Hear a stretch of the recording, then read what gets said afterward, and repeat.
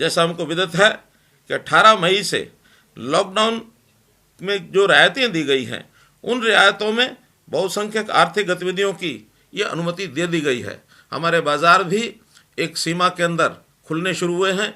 हमारी कारखाने, हमारे जो स्मॉल इंडस्ट्रीज़ है, उनको भी हमने खोला है। सेवाएं भी धीरे धीरे शनय शनय वो शुरू की जा रही हैं।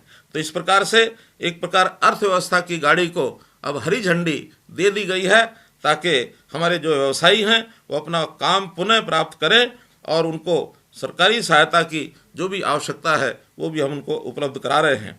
फिर भी जो लोग इस अर्थव्यवस्था की गाड़ी को चलाने में कठिनाई महसूस कर रहे हैं, ऐसे लोगों की सहायता के लिए अपने प्रधानमंत्री श्री नरेंद्र मोदी जी ने पिछले दिनों में एक बहुत बड़ा पैकेज 20 लाख करोड़ रुपए का पैकेज इसकी उन्होंने घोषणा की है।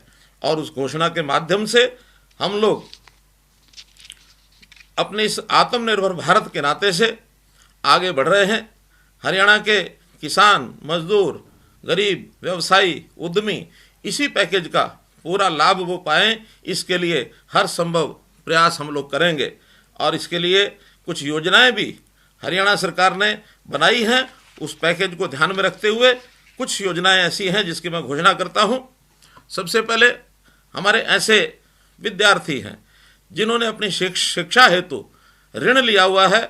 ऐसे सभी विद्यार्थी जो इस वर्ष अपनी शिक्षा पूर्ण करने वाले हैं अथवा जिन्होंने पहले लोन लिया है, अभी तक अपना व्यवसाय शुरू नहीं कर पाए हैं, अर्थात बैंकों में अपनी मूल राशि की वापसी उन्होंने अभी शुरू नहीं की है, ऐसे सब विद्यार्थियों के शिक्षा ऋण के लिए जो उनका ब्याज दिया जाता है, 3 महीने के इस ब्याज का भुगतान हरियाणा सरकार करेगी।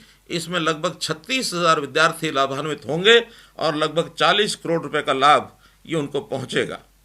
इसी प्रकार प्रधानमंत्री जी द्वारा घोषित किए गए जो मुद्रा लोन है, उसमें भी शिशु लोन इस नाते से एक बहुत बड़ी राशि की जो घोषणा की गई है, उसमें शिशु योजना में 50,000 रुपये तक के लोन की राशि इसको बैंकों के द्वारा उपलब्ध कराया जाएगा। इस ऋण के लिए कोई कोलेट्रल ये नहीं लिया जाएगा और लगभग 5 लाख लोगों को 50,000 रुपये की कुल ऋण राशि ये हरियाणा सरकार बैंकों के माध्यम से उपलब्ध कराएगी।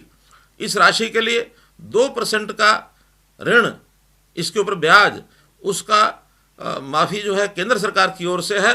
हमने ये तय किया है कि केंद्र सरकार के 2% के इस ब्याज की सहायता के साथ साथ हरियाणा भी अपनी ओर से 2% की जो ऋण के ऊपर राशि, इस ब्याज की राशि की सहायता हरियाणा की ओर से की जाएगी। इस प्रकार से इस ऋण पर कुल 4% की राशि का ये लाभ हो जाएगा।